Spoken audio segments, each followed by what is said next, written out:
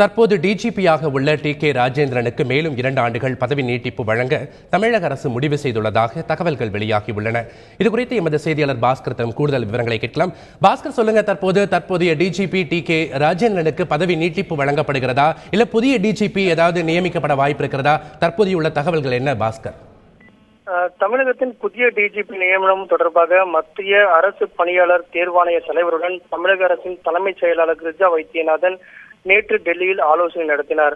அதற்கு பிறகு தலைமை செயலாளர் கிரிஜா வைத்தியநாதன் இன்று தமிழக முதலமைச்சர் எடப்பாடி பழனிசாமியை சந்தித்து டிஜிபி நியமனம் தொடர்பாகவும் ஆலோசனை நடத்தினார். அதற்கு பிறகு தற்போது கிடைக்கப்பட்ட தகவல் என்னவென்னா, தமிழக டிஜிபியாக இருக்கக்கூடிய டி.கே. ராஜேந்திரனுடைய பதவிக்காலம் இன்றோடு நிறைவு பெறக்கூடிய நிலையில மேலும் அவருக்கு 2 ஆண்டு காலம் நீடித்து பதவி காலத்தினுடைய நீடிப்பு 2 ஆண்டு காலம் நீடித்து உத்தரவானது இன்று மாலை அதிகாரப்பூர்வமாக வரக்கூடிய வாய்ப்பு உள்ளதாக தகவல்கள் கிடைக்கப்பட்டிருக்கிறது. புதிய டிஜிபி நியமிக்கப்படக்கூடிய வாய்ப்புகள் இல்லாத நிலையில ஏற்கனவே தமிழக டிஜிபியாக இருக்கக்கூடிய டி.கே. ராஜேந்திரனுடைய பதவிக்காலம் இன்றோடு நிறைவு பெறக்கூடிய நிலையில அவருக்கு மேலும் நீண்டு 2 ஆண்டு காலம் நீடிப்பு வழங்கி உத்தரவானது அதிகாரப்பூர்வமாக இன்று மாலை வெளியாகக்கூடிய வாய்ப்பு இருக்கிறது.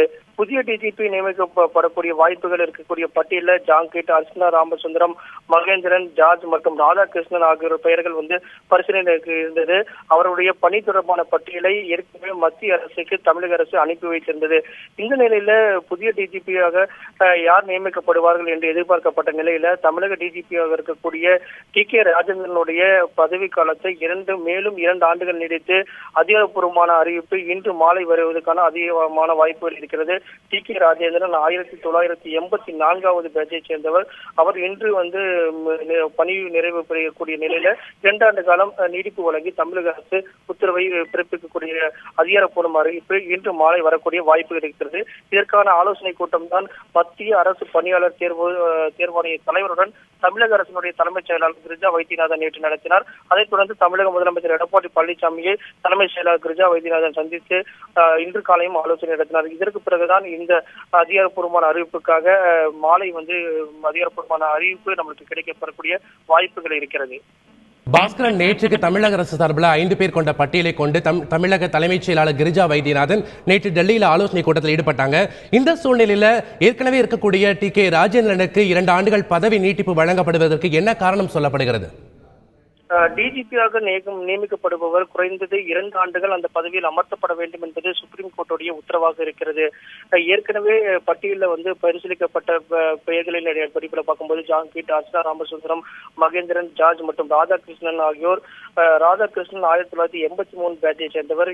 கே.பி. மகேந்திரன் 1984 பேட்ச்.